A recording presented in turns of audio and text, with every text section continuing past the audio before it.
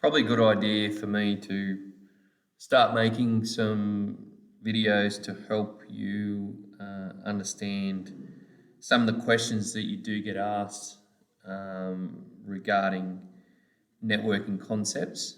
So this is the first one. Obviously, by now you have learnt a lot of the concepts behind networking, and the syllabus does have a lot of information regarding what you need to learn, but the PowerPoint that I provided is quite comprehensive, and the HSC tends to ask questions, not specifically definitions of terms, but the way in which it does it with networking is it starts to think abstractly. Now, what does that mean? Well, let's have a look at one of the questions. This is question 24 in the HSC 2018 paper for Information Processes and Technology. This question I marked as a HSC marker, and it was, to be honest, one of the more difficult questions to mark because students didn't quite read the question properly and didn't interpret what was actually being asked. So I'm going to actually read through the question. So question 24 is: a project team has been contracted by a company to develop a bushfire detection system to sense, locate and track bushfire smoke and monitor weather conditions such as temperature and wind direction. As part of the project, a prototype is developed. A network of sensor nodes placed 100 metres apart is located in the bushland. The nodes communicate with each other while sampling the air to detect bushfire smoke in the immediate area. The central command centre monitors each sensor node to locate the source of a bushfire, sending instructions to the emergency services. Now, that is actually a real life situation. Considering that, 4 months ago, we were in devastating bushfire conditions. This is quite rather relevant, but it was relevant in 2018 and before that. If we look at this, this is a YouTube video on the NRMA fire blanket, which is what we're actually talking about. So it's a bushfire detection monitoring network. The prototype is designed to sense, locate and track bushfire smoke while spreading a virtual blanket over the communities in risk. So I just fast forwarded the video just to show you what it actually looks like. And I'm not sure whether or not whether you can see and hear this with me actually recording the screen. But you can see here in this picture, the prototypes or the bushfire blanket would be put on certain existing infrastructure or even on a tree, and they would communicate to each other.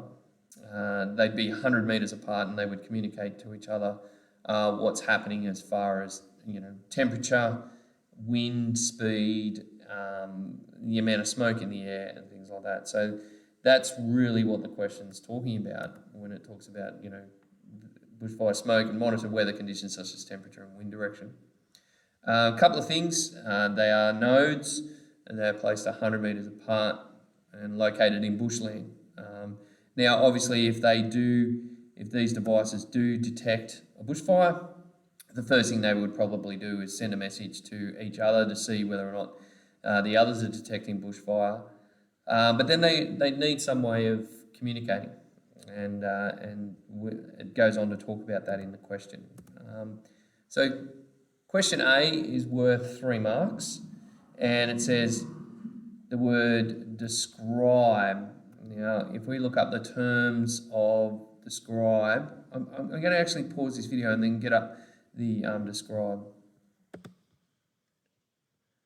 Okay, so this document here is the key terms and concepts used in the HSC, and I've got a few other things as well. So I will place this on our Compass page, but The first question says to describe, which is, the word describe means provide characteristics and features of something. It says to describe the benefits of creating a prototype for this system. Now, the other key thing is that you'll see the benefits is plural. So it says describe the benefits of creating a prototype for this system. And it's worth 3 marks. Now, the marking guide says in question 24A, it says describes the benefits of creating a prototype for this system is worth 3 marks. If you describe a benefit, not plural, so only one benefit of creating a prototype for this system, you get 2 marks, or you outline the benefits of using it. So the key term of outline is to sketch in general terms or indicate the main features of. So you can see that outline is not as comprehensive as describe the characteristics and features of this prototype, or then you just simply identify a feature of a prototype. So if you identify, you just recognize and name a feature of the prototype. So what would be the features or the benefits of a prototype in this case? Well, we all know that a prototype is created so that we can test it. So if we identified a feature, well, that means that if we tested it as a prototype, it would definitely, we'd see the benefits of it working. So that would be identifying. But then if we went into more detail, we would actually describe it. Now, the marking guide actually has a sample answer where it says developing a prototype enables the company to provide and demonstrate a working system early in the process. So we get to see what it looks like. We then go into more benefits because we now can identify and refine the bushfire detection system if it's not working or it's not doing exactly what it's supposed to do. It also allows the developer to explore ideas and help firm up how this final solution will look and function. Acceptance allows the developer to progress to the next stage of what needs to be done. So there's a quite comprehensive, describes the benefits. So you can see there's 1, in fact 2, 3, 4, 5 benefits of creating a prototype. Now, the other thing is it's contextual. So it says here, for this system. So to get the full marks, you have to say describes. You do the describing part, which is the key term. You do the more than one, and then you talk about in the context of this system. So we have to mention something about the system. So the HSC question says, in this part it says, a bushfire detection system. So in your answer, you would have to say something about the bushfire detection system in order to get the full 3 marks. And that's the contextual part of answering that question. So we really do need to make sure that we are covering all bases. So the answer, the marking guide says, describes the benefits, it's plural, and then of course the prototype for the system, so the bushfire detection system. So we need to find in your answer as a marking guide, as a marker, HSC marker, you talking about the bushfire detection system or actually naming it. One of the most bizarrest answers I had for talking about a prototype was a student said, you must create a prototype because if old mate is doing burnouts in a cul-de-sac, you don't want to detect the smoke from the rubber of the tyres, which he does have a valid point because we're talking about checking and making sure that we are, detecting bushfire smoke in the bushfire detection system. So that's how you talk about developing a prototype and answering question A. So I know I went on a little bit longer, but I think you guys get the answer. Question B says, explain why live data should be used to test the bushfire detection and monitoring system. It's worth 3 marks. Now, to get the full 3 marks, you have to understand a couple of key points. First of all, you have to know what the HSC key term of explain means. So if we look up the key terms and concepts for key terms used in the HSC, I have a glossary here and it says explain. Now, explain means to relate cause and effect, make the relationships between things evident, provide a why and or how. Now, what does that look like in this term? Well, we have three types of data that we can use to test something.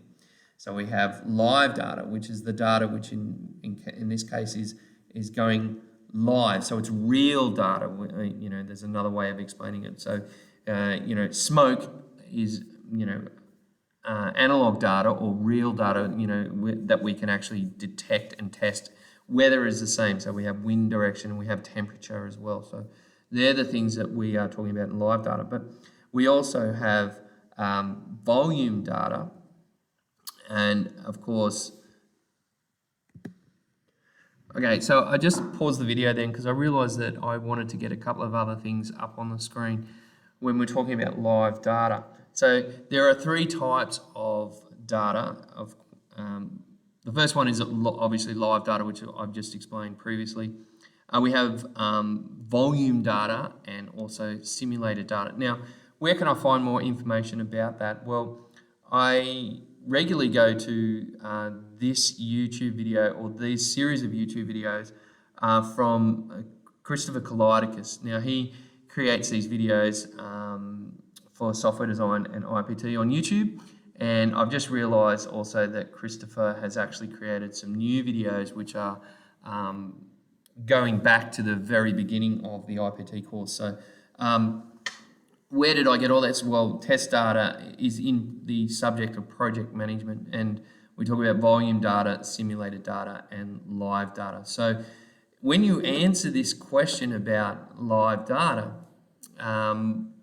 what I would do is explain the three types of data, the simulated and volume and live, and make it relevant to the testing the bushfire detection and monitoring system. Now, if we look at the marking guide for this,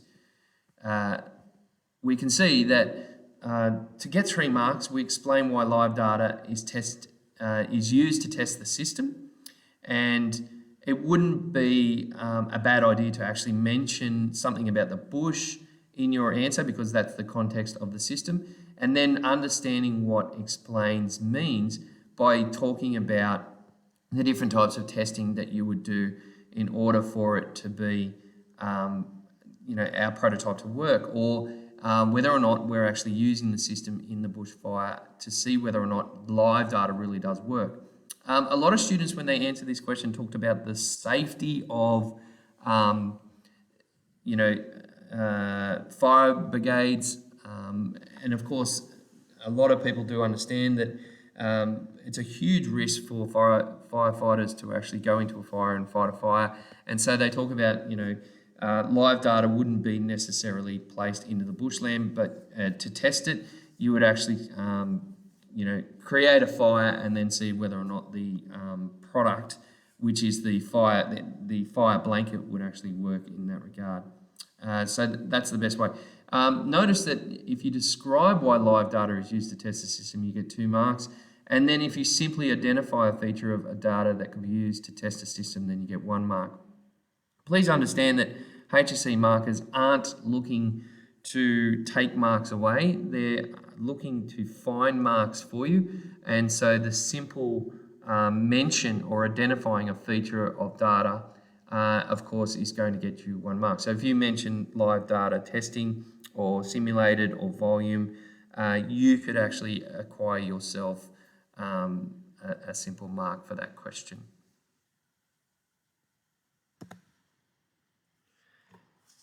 Question C is quite a large question. It is a question about whether or not you understand networking and how things are connected. It is quite a difficult question because from a HSC marker's point of view, I didn't give many 5 marks for a response. And the reason being was that most of the time students didn't quite answer the question. So I'm going to break it down in simple terms for you. So first of all, the The question says, suggest and justify suitable transmission media for each of the following, right? So if we look at my slide, my PowerPoint presentation on networking concepts, you can see here that I have the types of transmission media broken up into different things. So we've got cables, we've got fiber optic, we've got wireless connection, we've got different ways in which things are transmitted. The one thing that I don't have in there is a wireless data transmission that talks about the distance between nodes, which is roughly around 100 meters. And a lot of students actually did get thrown off by that because of the distance. It says here they're 100 meters apart, and that's a long way. And a lot of students didn't know that, for example, Bluetooth can actually transmit over 100 meters, and that's what the markers were looking for. So a lot of students actually, when they answered this question, said in this case that you would have to use a cable.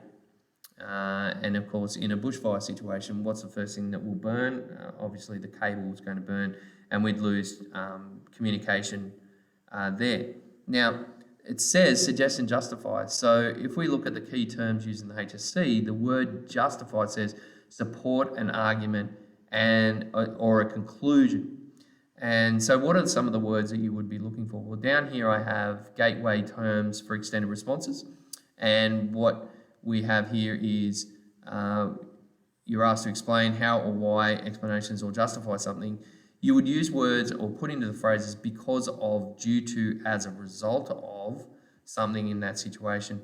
Or you would add also, therefore. Now you had to do that for all three of these. So you would say, we would use Bluetooth because it's 100 meters apart, and also because in a bushfire situation, you wouldn't want any cabling because the cabling would get burnt. Therefore, the reason that we would use Bluetooth is to ensure that the communication would still exist during a bushfire. That is just for that dot point there. Now, for the next one, it says from the central command center to the sensor nodes. Well, we need to be able to actually, the more important thing is to communicate from this sensor node to the central command center, because if there's a bushfire that's going to occur, we need the sensor node to actually send out to the central command center that there is a bushfire. So what we would have is some way in the bush that the sensor node could actually send a message to a central location in the bush. And we probably use like a satellite telecommunications tower. And the way that they would send that transmission would be wireless, of course. We could talk about using RFID to the tower and then, of course, broadcasting that signal over radio frequency across to the central command center that it would pick up from that tower. You would have to, again, justify the response. So you would use words like because of and therefore, this is the reason why you would do that. And then, of course, you would have the last one, which is how is data transmitted, right? What sort of transmission media are we using in a central command center? Well, if we go back to our PowerPoint on things like network hardware, we would probably have these things in place. We would also have to talk about, maybe we're going to talk about the types of topology. So obviously we would maybe use a star topology. Not sure if that internet site doesn't work, but we would do a star topology that would have all the central command computers connected together in order for them to be able to communicate. Quite a large question, and you're justifying each of these. So my personal opinion, maybe that might have been worth a bit more in marks. So if we look at the marking guide, you can see provides and justifies appropriate transmission media between sensor nodes, central command center, and the central nodes and within the command center. So we would be doing a lot of responses there. Here is the response. encrypted wireless network can be built in sensor nodes, communicate each other. Why it doesn't mention Bluetooth, we could be doing that. And then, of course, the next way is 3G or 4G. I said some sort of wireless transmission, that would be what we're talking about, 3G or 4G. And then within the command center, we're talking about, using fiber optics, copper, wireless medium, and also the type of network structure that we can have. You can do that. But it's really talking about the transmission media. You must also mention its context as well, but it doesn't necessarily mention context too much, but it does say, the command center and within the command center. So quite a large question and quite a large response was required. Typical responses did one or two of these responses correctly and maybe miss one out, so they were nearly there, they would get 4. Some people just described each of the 3 and didn't really go into much detail of why you would have it, so they got 3 marks. People getting 1 mark identified a feature of the network. Now, to identify a feature of a network, what you would be doing is mentioning some sort of network concept, whether you talked about a cable or you talked about a topology, you were getting a mark. Remember what I said, which was that you are to, markers are not trying to take marks away, they're trying to give marks, so they were looking for it.